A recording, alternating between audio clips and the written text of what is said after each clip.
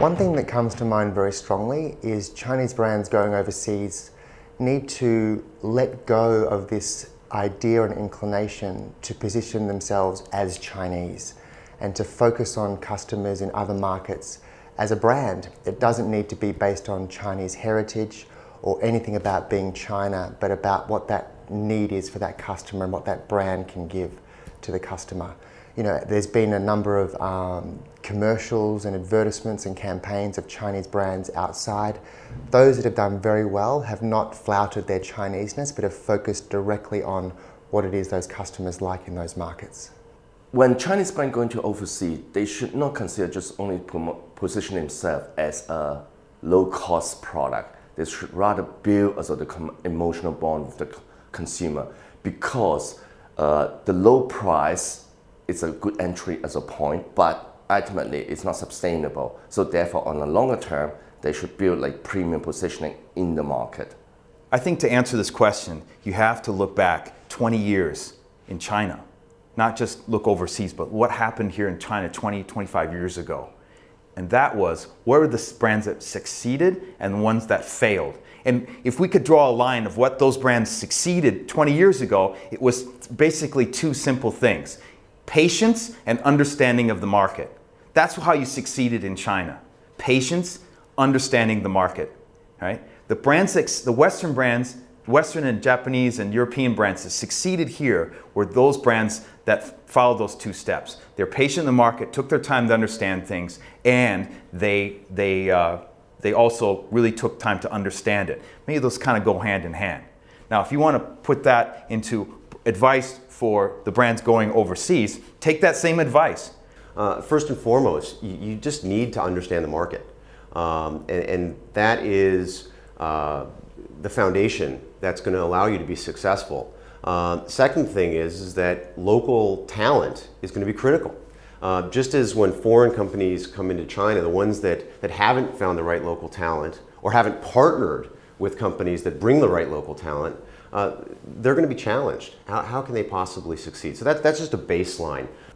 So beyond finding the right local talent and gaining that understanding of the market, one of the things that Chinese brands definitely have to consider is, what is the value of their current brand identity, the identity they have in China overseas.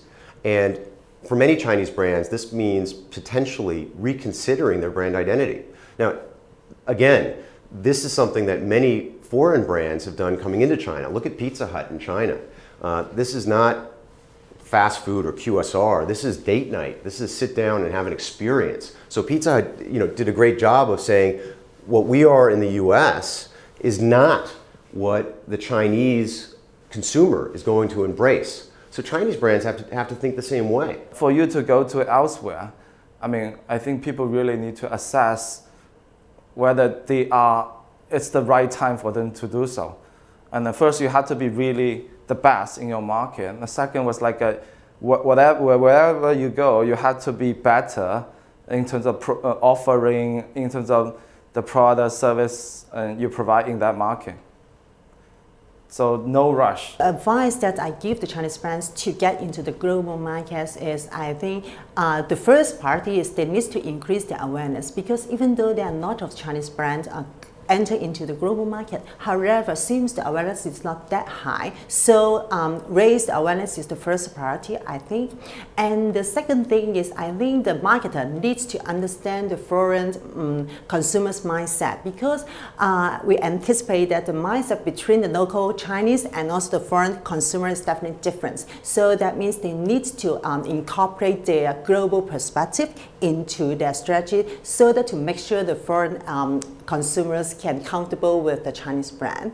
And the third thing is, I think it's about the meaningful difference is also very important, because the Western consumer are bombarded from thousands of the brands every day. So if our Chinese brand really can differentiate themselves in a more meaningful way, it definitely can help. Some advice that I might offer to Chinese brands embarking on a globalization or moving into overseas markets would be to be pragmatic. Don't be blinded by the bright lights in the big city. Do things for a reason. Don't buy a brand because it's going to look good in the press or it makes you feel good in the boardroom. Buy a brand or expand overseas with a very specific strategy in mind.